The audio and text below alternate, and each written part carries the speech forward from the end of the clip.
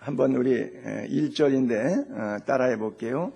내가 그리스도를 본받은 자 된 것 같이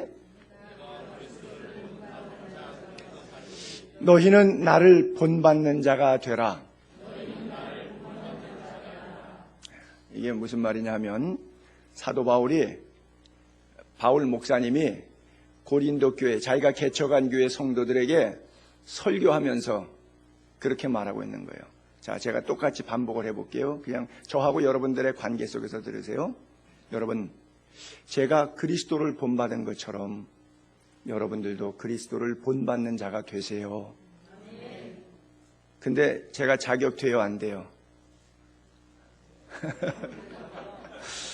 저를 좋아하는 사람은 된다고 그러실 테고, 오지게 미워하는 사람은 니까짓 게 뭘, 너는 내 신앙이나 본받으면 좋겠다.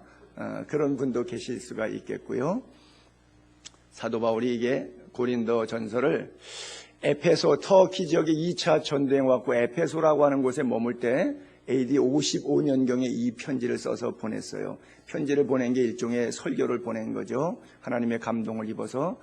그때가 AD 55년경이면 사도 바울이 주 앞에 깨지고 약 20년 세월이 지난 거, 즉 예수 믿은 지 20년 차 되는 해입니다. 여러분 예수 몇 년 믿으셨어요? 믿는 세월이 있죠. 저한테 이실직고 할 필요는 없고요. 20년 차에 성도들 앞에서 과감하게 그렇게 말합니다.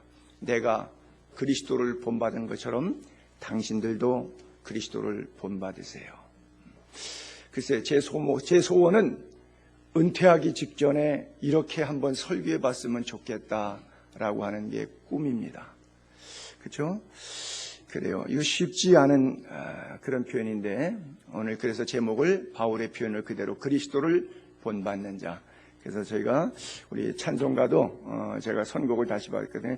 주님의 마음을 본받는 자, 그 마음의 평강이 찾아오면 험악한 세상을 이길 힘 하늘로부터 임함이라. 주님의 마음 본받아 살면서 그 거룩하심 나도 이루리. 그 찬송 여러분들이 함께 불렀잖아요. 그리스도를 본받는 자. 오늘 사실 여전도의 헌신 예배인데 공교롭게도 이 3절이라든지 앞에 쭉 내려가게 되면 그런 표현이 있거든요. 여자의 머리는 남자요, 이런 표현들이 있거든요. 그래서 남성 위주적 그런 메시지가 굉장히 많이 담겨져 있는 그런 냄새가 나는데, 그래도 결론적으로 16절에 가서 지금은 과거 전통에 의해서 구약시대 율법적으로는 이런 분위기가 없지 않아 있었지만 지금은 하나님의 교회에 이런 관례, 규례, 법도가 통용되지 않는다. 주 안에서 여자도 남자로 말미암아, 남자도 여자로 말미암아 하나의 동등적 인격체로 공동체의 부르심을 입은 것이다. 이렇게 결론이 나오고 있어요. 그러나 강해하는 구절의 과정 속에서는 양면성이 배제되고 그 구절만 강해할 때는 남존여비가 강하게 드러나는 그런 느낌이 올 수도 있습니다. 사도 바울이 내가 나를 본받는 자라고 했던 그 이유는 바로 이 구절이 사실은 31절부터 연결되는 건데, 그런즉 너희가 먹든지 마시든지 무엇을 하든지 다 하나님의 영광을 위하여 하라. 유대인들에게든 헬라인들에게든 하나님의 교회나 거치는 인간 되지 말고 나처럼 모든 일에 모든 사람을 기쁘게 하여 자신의 유익을 구하지 말고 많은 사람의 유익을 구하여 그들로 구원을 받게 하라. 내가 그리스도를 본받은 자 된 것처럼 너희는 나를 본받아 똑같이 나처럼 믿으면 좋겠다. 이 구절입니다. 그리고 1절 이후에 이제 2절부터는 어떤 주제가 다른 주제로 넘어가는데, 그 3절부터 보게 되면 그러나 나는 너희가 알기를 원하노니, 바울이 지금 가르쳐주고 싶은 내용이 있어요. 어떤 이야기를 하고 싶어. 난 너희가 이것에 대해서 알고 있기를 원한다. 그러면서 3단 논법식으로 3단계로 얘기하는데, 여자의 머리는 남자다. 남자의 머리는 그리스도다. 그리스도의 머리는 하나님이다.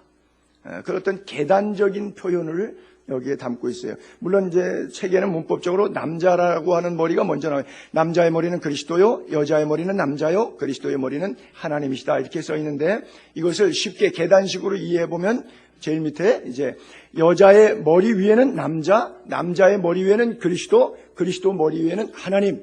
이 논조로 사도 바울이 지금 내가 너희가 알기를 원한다고 하는 내용을 이렇게 이야기하고 있는데, 여기에서 우리가 느낄 것은 남자가 우등하고 여자가 열등하다, 이런 논조로 말하고 있는 것이 아니라 창조의 질서에 있어서 시간, 출생, 순서에 의해서 쌍둥이도 형, 동생이 있다고 하지 않습니까? 그런 것처럼 하나님이 이 땅을 창조했다. 그런데 그 하나님이 인간을 지으셨다. 그런데 그 인간을 남자 아담을 먼저 지으셨다. 그리고 아담을 통해서 하와를 지으셨다. 이 창조의 질서의 논리를 이야기하는 것이지, 남자가 여자보다 훨씬 우등하다, 여성은 남성보다 못한 거다, 이 얘기를 하려고 하는 것이 아니라고 하는 것을 여러분들이 분명히 이해할 수 있게 되기를 바랍니다. 왜 우리 초등학교 시절에 저는 그러고 놀았는데, 이렇게 가다 보면, 친구들이 같이 가다 보면 일렬로 같이 가야 되는데 앞에 가는 애들도 있고 약간 뒤처지는 애들도 있어요. 그러면 뒤처지는 애들은 앞에 가는 애들에 대해서 그냥 불쾌한 게, 같이 가지 왜 앞에 가는 거야? 그래갖고 뭐라고 욕을 하죠? 앞에 가는 사람은 도둑놈. 여러분 그러고 안 놀아보셨어요? 그러면 이제 앞에 가는 애들이 불쾌갖고 뒤를 딱 돌아보면서 그래요. 뒤에 가는 놈은 쫄병. 그렇다고 실제 도둑놈이고 쫄병은 아닌 거예요. 예를 들자면 우스꽝스럽게 그렇다는 거예요. 그래서 이 본문을 통해서 남자들이 나는 머리야, 내 말 잘 들어야 돼, 알았지? 이렇게 생각하면 안 되고요. 오히려 거꾸로 이렇게 생각하셔야 돼.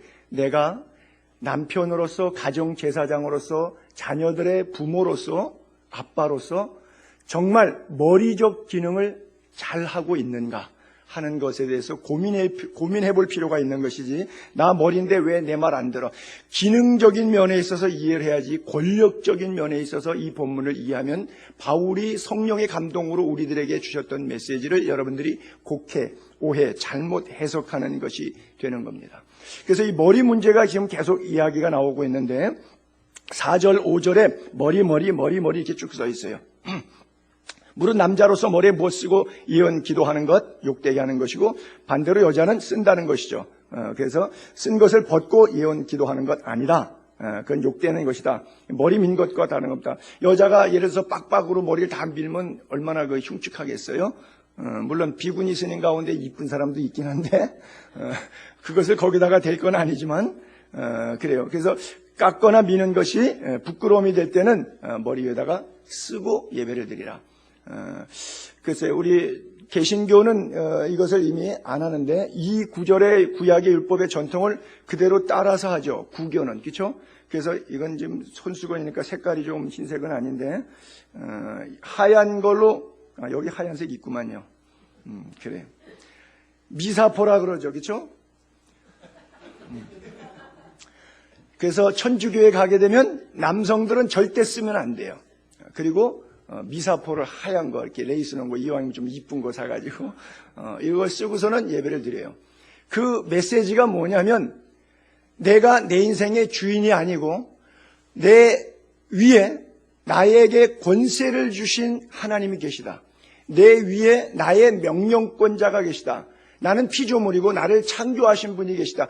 권세 아래 있는 표를 그 머리 위에 둘지니라, 이렇게 되는 거예요. 그래서 이것을 쓰는 거예요. 그래서 남자는 하나님의 영광과 형상의 권위로 모델적 기능을 하고 있기 때문에 안 쓰는 거예요. 모델이기 때문에. 그리고 여성은 쓰는 역할을 하는 거예요. 예를 들어서 연예인들도 기수가 있는데, 기수가 높은 선배가 신하역을 맡았어요. 근데 새로 들어오는 이거 한참 아래 기수가 왕 역할을 맡았어요. 그러면 아래 기수가 윗기수 선배한테 왕복을 입었으니까, 옷을 입혀놨으니까, 여봐라! 그러면 한참 어르신 높은 선배가 그 밑에 조아리고, 예, 이렇게 해야 되는 거예요. 그것은 옷을 벗으면 그런 관계가 아니지만, 옷을 입고 있는 한 그런 관계처럼 드라마틱하게 구약의 전통 율법에 있어서는 그런 것을 요구받고 있었다라고 하는 얘기예요. 그래서 그 대표적인 케이스가 바로 삼손의 경우가 그렇습니다. 삼손이 보게 되면 우리 민수기서 6장 2절로부터 볼게요. 삼손은 나실인이라 그러는데, 자, 제가 띄워서 볼게요. 이스라엘 자손에게 전하여 그들에게 이르라. 구약의 율법에 이런 거죠. 나실인, 남자나 여자가 특별한 서원, 그 나실인 서원하고 자기 몸을 구별하여 여호와께 드리려고 하든 첫 번째, 술 먹지 말라. 포도주와 독주를 멀리하라. 포도주로 된 심지어 독주로 된 식초 만든 거죠. 이런 걸로 만든 식초까지도 마시지 말고, 포도즙도 마시지 말고, 심지어 생포도도 먹지 말고, 건포도도 먹지 말고, 포도나무 소사는 다 먹지 않는 거예요. 그래서 자기 몸을 구별한 동안, 나실인 기간 동안에는 포도나무 소사는 씨, 껍질이라도 먹지 말지며, 두 번째는 그 서원하고 구별하는 나실인 기간 동안에 뭐 하냐? 삭도를 절대로 그의 머리에 대지 말 거야. 머리 자르지 말라는 거죠. 자기 몸을 구별하여 여호와께 드리는 날이 차기까지 그는 거룩한즉 거룩한 상징으로 권세 아래에 있는 표시로 삭도를 그 머리에 대지 말라 이렇게 말씀하셨고요. 세 번째는 자기 몸을 구별하여 여호와께 드리는 나실인의 기간 동안에는 시체를 가까이 하지 말 것이요. 근데 시체를 가까이 어느 정도까지냐? 심지어 그의 부모 형제가 죽은 때라도 집계 반개가족 장례식이 터졌는데도 그 장례식 가지 말라는 거예요. 그로 말미암아 몸을 더럽히지 말 것이니 이는 자기 몸을 구별하여 하나님께 드리는 표가 그의 머리에 있음이라. 그래서 거기 제가 줄쳤는데 자기 몸을 구별하여 하나님께 드리는 표가 그의 머리에 있음이라. 제가 이거 쓰고 표현했던 것처럼 권세 아래 있는 존재라고 하는, 나는 하나님 앞에 절대적으로 항복해서 하나님이 주시는 명령에 어떤 것도 거스릴 수 없는 존재입니다라고 하는 뜻을 상징적으로 긴 머리를 통해서, 롱 헤어를 통해서 갖고 있었다는 그런 메시지예요.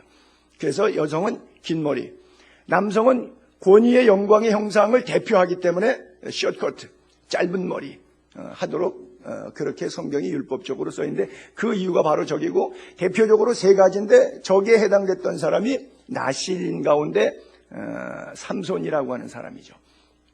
그런데 삼손은 나실인의 세 가지 규례 가운데서 두 가지, 물론 세 가지를 다 파괴합니다. 사실 술 먹지 말라고 하는 문제가 있는데 자기는 일주일 동안 혼인잔치를 열어갖고 유행가 가사식으로 표현하면 고래사냥하러 다녔습니다. 고래사냥. 여러분들은 경건해서 그런 단어를 잘 모르시죠. 아주 술독에 빠져 살았어요. 포도나무 씨 소산에 대한 껍질까지도 먹지 말라고 하나님 말씀하셨는데, 나실인의 규례 세 가지 가운데 하나를 이미 삼손은 파괴한 사람이에요. 그리고 시체를 가까이, 심지어 부모 형제 장례식이 터져도 나실인의 정한 규례 기간이 끝난 다음에 성묘 가는 한이 있어도 나실인의 규례 동안은 장례식에도 못 간다 그랬어요. 그건 왜 그렇게 했냐면 성경에 가면 죄의 싹은 사망인데, 사람이 안 죽게 하나님이 창조했어요. 그런데 죽어요. 100% 죽어요.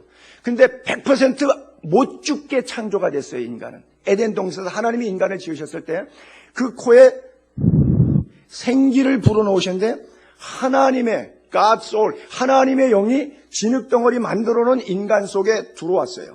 이게 사람이 보이는 게 이 껍데기가 사람이 아니에요. 여기서 영혼이 있기 때문에 영혼이 빠져나가면 돌아가시는 거예요. 원위치로 turning back 하는 거예요. 그러니까 안 보이지만 이 안에 하트가 있어요. 그렇죠? 마인드가 있어요. 이게 뭐예요? 영혼의 작용들이에요. 사람이 껍데기가 사람이 아니에요. 이거 껍데기만이라 그러면 개, 돼지, 짐승하고 인간하고 같은 동물로 취급받을 수밖에 없어요. 만물의 영장이라고 하는 이유가 개, 돼지, 짐승에게는 없는 영혼이 있단 말이에요.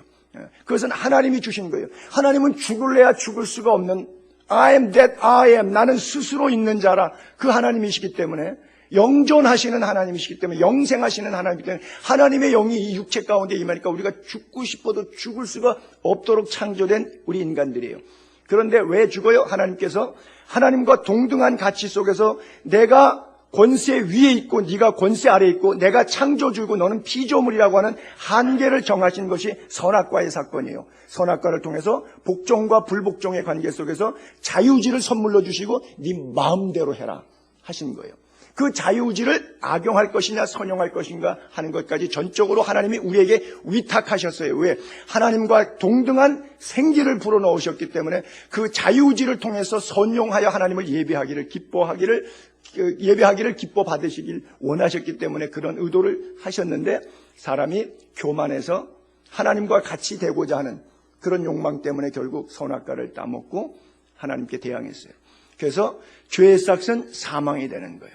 그래서 우리가 부모님을 잘 모셔야 되는데 살아생전에 잘 모시고 돌아가시면 역시 부모님이나 나나 이웃 아저씨나 삼촌이나 이모나 고모나 다 똑같이 그들도 한 세상 있다 왔다 갈 때 죄인으로 왔다가 죄인으로 돌아갈 수밖에 없은 똑같은 인간이라고 하는 이웃집 아저씨나 내 부모나 사람의 차별을 둔다는 차원이 아니라 뭐 내 가족을 무시한다는 차원도 아니라 죽음 이후에는 흙의 잿더미에 불과해 왜? 더 이상 아버님 어머님이셨던 그분의 영이 그 육체의 그 진흙 속에 담겨져 있지 않아요. 앞에 시체는 있지만 그 시체가 생전에 우리가 늘 보아왔던 그 부모님의 모습이지만 이미 그 부모님의 역할을 하셨던 그 안에 계신 속사람은 그 속에 계시지 않아요. 이미 돌아가신 거예요. 그렇기 때문에 죽음이라고 하는 것은 죄에 대한 가장 웅변적인 표현이고 설명이 되기 때문에 그 죄 앞에 무릎 꿇지 않는다고 하는 것으로 인해서 관원상제로 인해서 기독교가 한국 땅에 전래되는데 우리 민족이 갖고 있는 조상신을 모시는 관습하고 충돌돼가지고 기독교의 복음을 전하는데 참 어려움이 있었죠. 그래서 절대로 우리가 기독교인들은 제사하지 않는다. 그런데 기독교는 제사의 종교이기 때문에 제사를 하는데 유교식, 불교식으로 제사하는 게 아니라 기독교식으로 제사한다. 그래서 음식 차려놓고 그분이 평소에 좋아하시던 거 식구들이 같이 나눠 먹으면서 이건 우리 아빠가 좋아하시던 시금치야, 콩나물이야, 뭐 도라지야 그러면서 담소하면서 식구들이 먹고 그 아버님, 어머님이 평소에 자녀들에게 바랬던 소망을 덕담을 나누고 그분들의 유지, 살아왔던 삶을 돌아보면서 우리는 그분들이 잘 믿었으면 그분들처럼 잘 믿자. 그분들이 신앙생활을 잘 못했으면 우리는 우리 다음 세대에게 우리 부모님 세대와 같은 것을 남기지 말고 정말 멋있는 신앙의 유산을 남기는 세대가 되자. 이것을 헌신하고 결단하고 작정하고 그래서 하나님이 좋다고 예배하는 자리가 바로 추도 예배가 되고 추모 예배가 되어야 되는 거예요. 그 엎드려 절하는 것이 대수가 죽은 사람 살아있을 때는 그렇게 불효하고 불효한 것 때문에 애석해갖고 뻑적지근하게 돈도 없는데 빚내다가 음식 차려갖고서는 조상신 모신다고 그렇게 하는 것이 결코 잘하는 게 아니에요. 살아있을 때 한 푼이라도 더 부모님께 열심 최선을 다하시고 돌아가신 다음에는 하나님께 감사, 영광, 찬양, 존귀, 오히려 높임 돌리는 역사가 있게 되기를 바랍니다. 그것이 그리스도를 본받는 자의 삶이에요. 어쨌든 삼손이 이 술 먹는 문제 또 시체 가까이 하는 문제 자기가 결혼식 해갖고 수수께끼가 풀렸잖아요. 그래갖고 아스글로 내려가서 30명 때려 죽였잖아요. 그때 수수께끼 경품이 뭐였죠? 겉옷과 속옷 30벌 주기였어요. 그러니까 하객들하고 혼주하고 신랑하고 수수께끼 갖고 서로 맞추면 그걸 내놓는 거예요. 못 맞추면 뱉어내야 되는 거예요. 그런데 결국 상대가 맞추니까 어떻게 해요? 속옷과 겉옷을 마련해야 되잖아요. 그러니까 아시골로 내려가서 사람 때려 죽여갖고 겉옷과 속옷 30불 빼둬서 결혼식에 와있던 잔치 왔던 수수께끼 푼 친구들에게 나눠줬어요. 여러분 시체가 있어도 심지어 부모 형제 장례식에도 가지 말아야 되는 나시린의 규례 기간 동안에 있는 삼손이 자기 손으로 시체를 만들어내면 되겠어요? 안 되잖아요.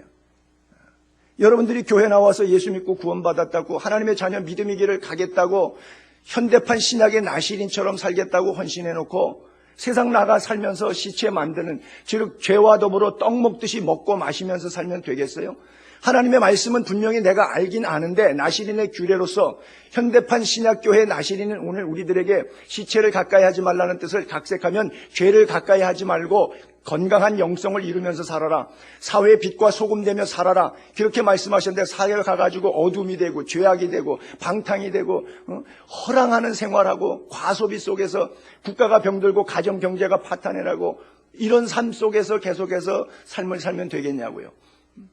죄를 가까이 하지 말라고 하는 그런 메시지로 시체를 가까이 하지 말라고 하는 결국 삼손 다 파괴하죠.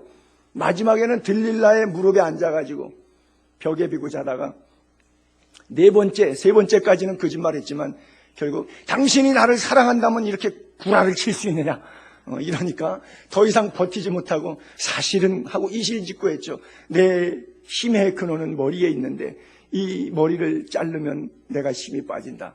그러니까 술 잔뜩 먹여갖고 기분 좋아가지고 그날 밤 푹 빠지게 만들어 놓고 그래놓고 머리를 싹 밀어버렸어요.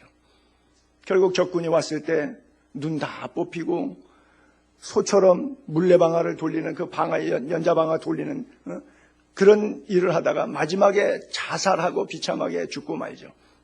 왜? 이제 머리가 조금 더 다시 길러지니까 그때 힘이 나오니까. 성경에 보게 되면 그게 사사기서 16장에 나오는데 20절 부분에 가면 그런 표현이 있거든요. 이미 여호와께서 자기를 떠나신 줄을 그가 알지 못하였더라 그래요.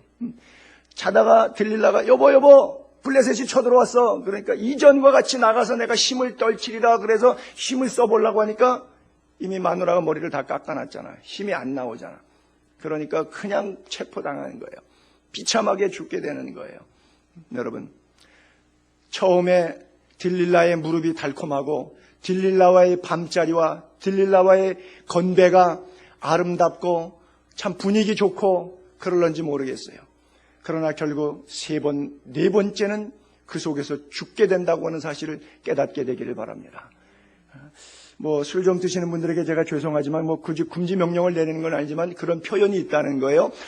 처음에는 사람이 술을 먹지만 그 다음에는 술이 술을 먹어요. 그 다음에는 술이 사람을 먹어요.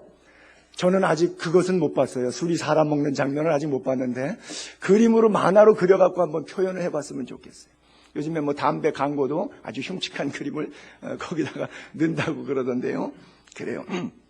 어쨌든 나시린의 규례가 갖는 것이 삼손의 생애가 교훈하는 것이 오늘 우리들의 신앙생활을 어떻게 살아야 되는가 하는 것들을 점검시켜주는 부분이 바로 이 부분이라는 거예요. 그래서 머리라고 하는 것, 미사포를 여자는 쓰고 남자는 안 쓰고 여자는 긴 머리를 갖게 하고 남자는 머리를 짧은 머리를 갖게 하고 그래서 머리 대신 것이 권세 아래 있는 표를 그 머리 위에 둘지니라 이렇게 말씀하고 있는 거예요. 여러분, 그러나 11절 이후에 가게 되면 그러나 주 안에는 남자 없이 여자만 있지 않고 여자 없이 남자만 있지 않는다. 여자가 남자에게 난 것처럼 남자도 여자라 말미암아 났다. 그리고 모든 것은 하나님께로 났다. 동등함을 이야기해주고 있죠. 자, 이 관계를 바울은 또 다른 에페소 교회에 보낸 편지, 고린도에 보낸 편지인데 이거는 또다시 에페소에 보낸 편지에서 이런 말씀을 쓰고 있어요. 5장 22절부터 보게 되면 아내들이여 남편들아 부부의 원리를 성경적인 입장에서 이렇게 권면하고 있어요. 아내들이여 자기 남편에게 복종하기를 주님한테 하듯 하라. 여러분, 주님을 우리가 섬기는 것처럼 교회 나가서 하나님을 섬기는 것처럼 남편을 아내들이 섬긴다 그러면 남편들이 기절초풍하겠죠. 날마다 업어줄 거야 아마. 이는 왜 그렇게 해야 되느냐를 설명하는 거예요. Because 왜냐하면 이는 남편이 아내의 머리됨이, 여기 계속 이제 머리 이야기를 하고 있는 거예요. 아내의 머리됨이 like this 어떤 것 같으냐? 그리스도께서 교회의 머리됨과 같음, exactly same. 그래서 남편에게 복종할 필요가 있다. 그가 바로 몸의 구주시니라. 그러나 교회가 그리스도에게 하듯 아내들도 범사에 자기 남편에게 복종할지니라. 여러분, 자, 머리가 있어요. 몸이 있어요. 몸이 중요해요? 머리가 중요해요? 이것을 논하는 것은 어리석은 일이에요. 몸과 머리를 분리하는 순간 죽는 거예요. 이것은 분리될래야 분리될 수가 없고 어떤 것이 더 중요하니까 이건 없어도 돼, 이거는 없어도 돼, 이건 필요해, 이런 것은 없는 거예요. 부부라고 하는 원리가 바로 마찬가지라고 하는 거예요. 머리 되는데 남편이 아내의 머리 역할 되는 것이 마치 그리스도가 교회의 머리 된 것 같은 것인데 이것은 머리는 몸하고 연결되어 있기 때문에 몸의 구조에 있기 때문에 이것은 불가 분리라고 하는 원리를 선포하고 있는 거예요. 절대 나눌 수가 없는 거라고 하는 거예요. 그렇게 나눌 수 없기 때문에 남편에게 복종 관계를 열리고, 그러면 일방적으로 여자는 남편에게 찍소리 못하고 복종만 하고 살면 그게 무슨 주종 관계고 노예 관계지, 그게 무슨 부부 관계냐. 그런 것으로 계속해서 관계가 가정생활이 유지돼야 되고 하나됨을 이룬다. 그럼 이건 너무 불공평하지 않느냐. 사도 바울이 그렇지 않다라고 그 다음부터 25절부터 남편들에게 또 권면하는 메시지가 있는 거예요. 남편들아, 아내 사랑하기. 아내 사랑하기. 그렇죠? 이게 단어 속에 다 들어가요. 아내 사랑하기. 그리스도께서 교회를 사랑하시고 그 교회를 위하여 자신을 주신 것 같지 않아요? 여러분, 예수 그리스도가 자기를 십자가 위에서 다 찢어서 머리에 가시관 쓰시고 손과 발에 못 자고 허리에 창 짜고 물과 피를 흘려 창자가 파열되기까지 내장이 다 파열돼서 물, 피, 진액이 다 쏟아서 메말라갈 정도 땡볕에 메말아가면서까지 자신을 내어주신 십자가의 사랑으로 아내를 사랑해보래요. 그렇게 사랑해준다 그러면 남편한테 다 복종하지. 아멘. 다 복종하지. 주님이 십자가에서 교회를 위해서 흘리신 그 피처럼 남편이 아내를 그렇게 극진히 사랑하는데, 왜? 자기 몸처럼 사랑하거든요. 남편들이 지 몸뚱아리는 되게 아끼는데 몸 아프면 설설설 기는데 아내가 아프다 그러면 거들떠도 안 봐. 병원에 가봐. 병원에 태워다 줘야 되는데 병원에 가봐 그러잖아요. 약 사 먹어 그러잖아요. 약국 가서 약을 사다 줘야 되는데. 자,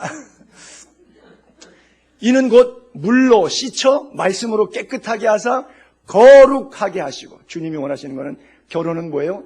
거룩이에요. 결혼은 남녀의 섹스의 연합이 아니라 결혼은 하나님이 세우신 가정제도 속에 인간 모두를 거룩하게 하고 거룩한 가정, 거룩한 남녀를 통해서 거룩한 가정을 만들고 거룩한 자녀들을 낳고 그들이 거룩한 사회 구성원을 이루고 거룩한 국가가 되고 거룩한 하나님의 나라를 이루게 하는 것이 결혼의 목표는 거룩입니다. 거룩하게 하시려고.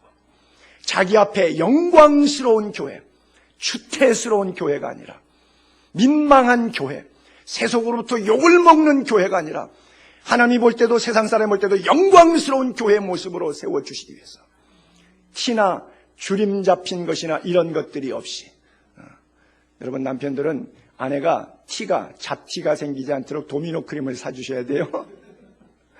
주름 잡힌 것이 없도록 주름 개선제 안티에이징을 사드리셔야 됩니다. 제가 좀 농담을 했는데요. 그래요. 성경의 단어 자체가 참 재미있잖아요. 티나 주름 잡힌 것이 없는 아내의 삶이 될 수 있도록 사랑해 주십시오.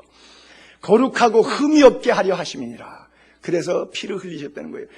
예수 그리스도의 십자가의 보혈로 말미암아 거룩하게 씻어서 주님의 교회를, 그리스도의 교회를, 성도의 삶을 정결하게 만들어 주시려고 추악한 우리 죄인들의 죄를 씻으셔서 정결한 그리스도의 성도로 거듭나게 하시려고 교회에 피를 뿌려주신 분이 바로 예수라고 하는 거예요.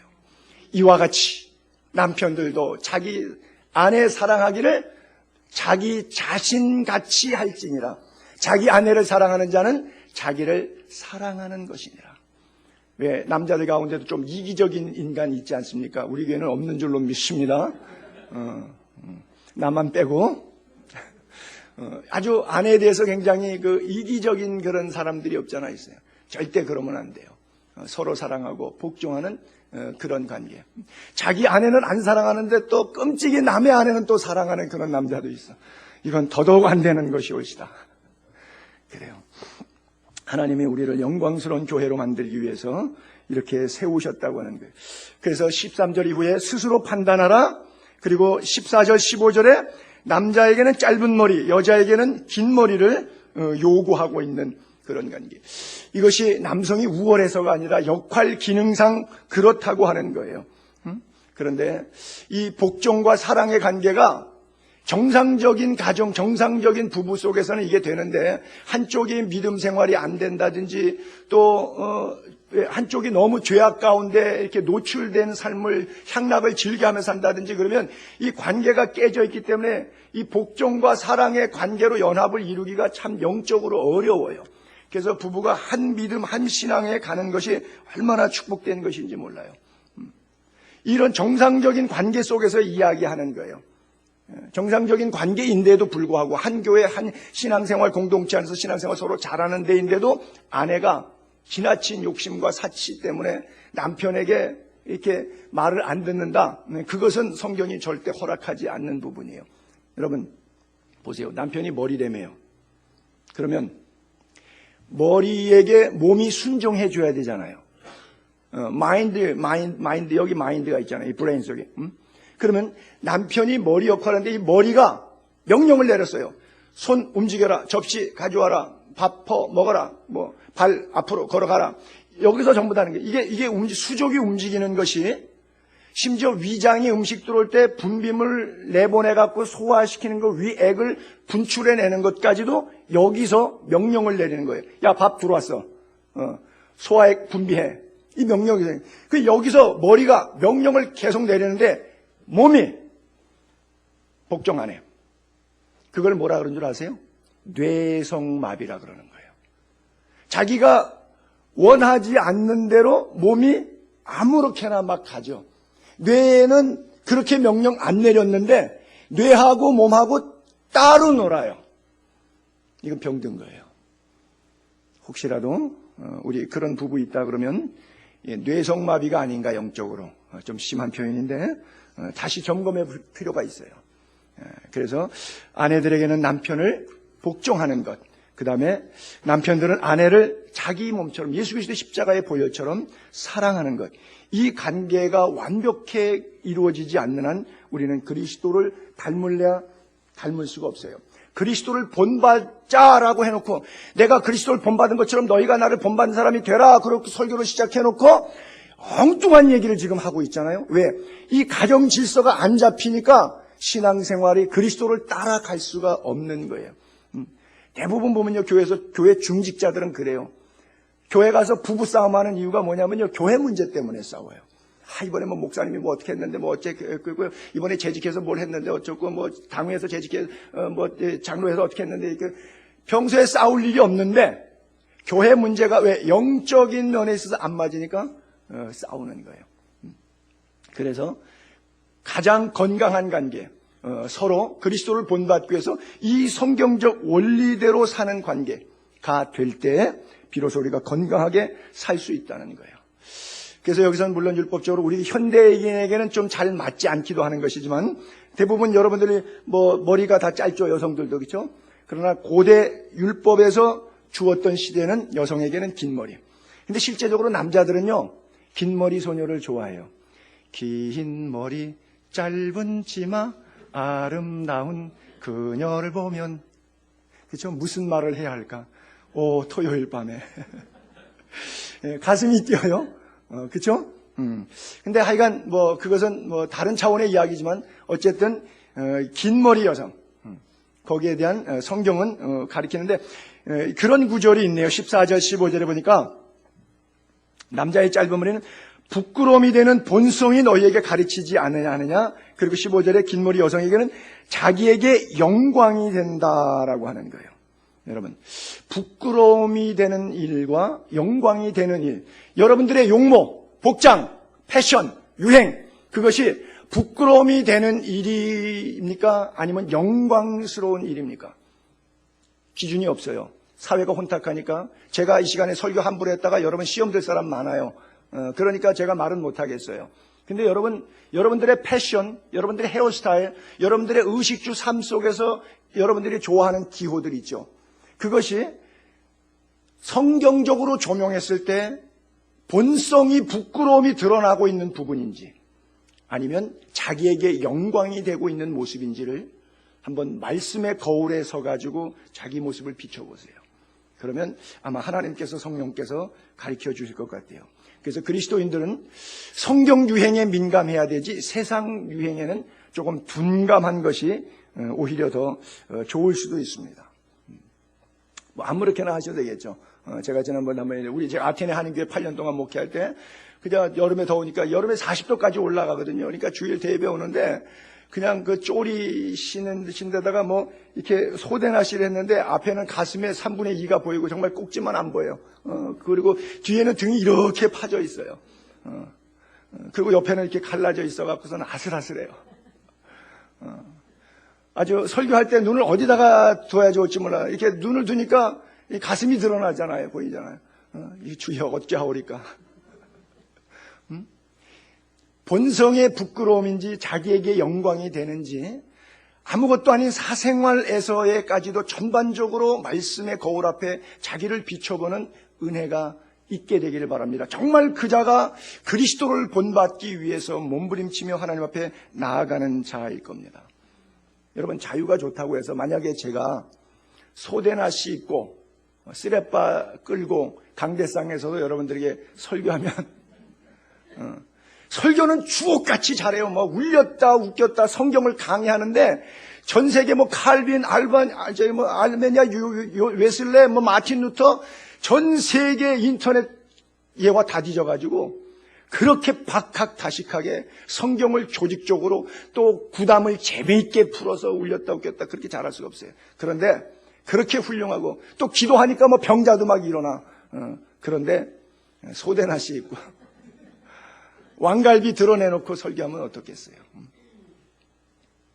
그것을 했던 사람이 누구냐면 사도 바울이에요. 왜 그렇게 했냐면 역으로 인용하려고. 루스드라에서 안진뱅이 잡아 일으켰어요. 그런데 무리를 초인해갖고 이고니에서 바울 나쁜 놈이라 그러니까 무리들이 안진뱅이 일으킨 것 때문에 사도 바울을 제사하려고까지 했던 사람들이 그 다음날 다른 사람들이 선동 박해 핍박하는 얘기 들으니까 사람은 망할 때 기부터 망한다 그러니까 어제 하나님의 역사를 일으키는 걸 사도 바울의 모습을 보고도 루스드라에서 그 사람들이 그 다음날 또 다른 사람들의 비난하는 반대편 이야기 듣고 바울 못된 놈이라고 돌 던져서 때려 죽였어요. 그런 사건이 있어요. 그때 안진뱅이 일으켰을 때 사람들이 자기를 제사하려고 하니까 사도 바울이 옷을 찢었다 그랬어요. 변변치 못한 옷, 광야에서 뽀사기에 먼지 일으키면서 샤워도 제대로 못하면서 땀 흘리면서 걸어다니며 노방전도했던 사도 바울의 엉클어진 머릿속에 땀 흘린 모습 속에 광목같이 하나 천으로 휘둘러 감아입은 옷, 그나마 옷도 빡 찢었어요. 땀이 때가 주룩 흐른 그 모습, 그 모습으로 설교자의 모습으로 서 있는데 그 누가 제사 드리고 싶은 마음 들겠어요? 그런 인간 앞에 완전히 거지왕 김춘삼 모습이랄까, 모란 시장에서 장날마다 나오는 품파의 모습이랄까, 그런 모습으로 서 있는데 그 모습 앞에다가 제사 드리고 싶은 마음이, 그분을 성직자로 추대하고 싶은 마음이 들겠어요? 전혀 안 되겠죠. 일부러 의도적으로 그렇게 했어요. 그건 이제 반대국부로 이렇게 사용한 거죠. 여러분 말씀을 정리할게요. 마지막 16절에 보게 되면 논쟁하려는 생각을 가진 자가 있을지라도 우리에게는 하나님의 모든 교회는 이런 규례가 없느니라 그랬어요. 할렐루야. 남녀가 동등이라고 하는 거예요. 전 세계에 없는 제도를 우리 교회만 하는 제도가 하나 있어요. 우리 교회가 좀 독특한 게를 몇 가지 하는 게 있는데, 그래서 좀 욕을 먹기도 하는데, 뭐냐 하면 우리 교회는 당회라고 안 하고 장로회라고 하는데, 한 달에 한 번씩 기존 당회라고 하는 그 장로회를 할 때마다 부인 권사님들을 장로회에 다 들어오라 그래요. 보통 목사님들은 제가 쉽게 여러분 이해를 위해서 당회라는 표현을 쓸게요. 당회를 하면 당회 시간에 장로님들에게 주의를 줍니다. 교회 대소사를 논한 다음에 절대 당회 안에서 일어난 일은 집에 가서 침실에서 부인에게 해서도 안 됩니다. 남자들이, 장로님들이 이 교회의 중심 역할을 잘 하려면 그런 것부터 잘 질서 있게 해야 됩니다. 라고 담임 목사가 야단을 칩니다. 단도리를 해요. 그 단도리를 듣고 지킨 사람은 대한민국 장로 가운데 단 한 명도 없어요. 안 되는 일을 시키는 건 남에게 죄를 짓게 만들고, 왜 죄를 짓게 만들어요? 부인들 오세요! 직접 들으세요! 그러면 할 말 없잖아. 당회에서 A를 결정했는데 돌아가서 그 다음 주에 왔는데 대왕마마의 결재가 안 떨어지는 바람에 B로 바뀌는 경우가 한국교회 얼마나 많은지 몰라요. 왜 그런 일을 해요? 그냥 대왕마마 모시고 해야 하면 될 텐데.